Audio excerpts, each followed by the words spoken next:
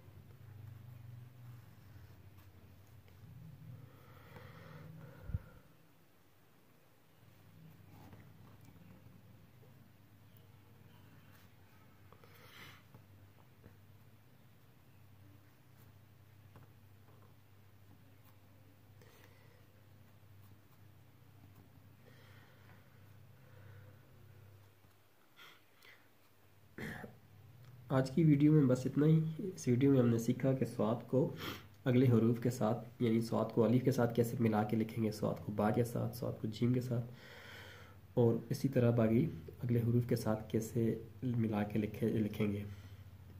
تو ابھی جو ہے صاد اور اس سے اگلا حروف، مطلب 2 حروف کو ہم صرف ساتھ ملا کے لکھ رہے ہیں، جس سے جو سیکھنے والے ہیں ان کو آسانی ہوگی۔ جب یہ حروف ہمارے ڈبل حروف ختم ہو جائیں گے پھر ہم جملے سٹارٹ کریں گے، تو اس سے جو ہے مزید جو ہے وہ بہتری آپ کی رائٹنگ میں آنا شروع ہو جائے گی۔ تو آج کے لیے اتنا ہی۔ اپنا اور اپنے دوستوں کا اور اپنی فیملی کا اور اپنے ارد گرد والوں کا خیال رکھیں۔ تو اگلی ویڈیو تک کے لیے اللہ حافظ۔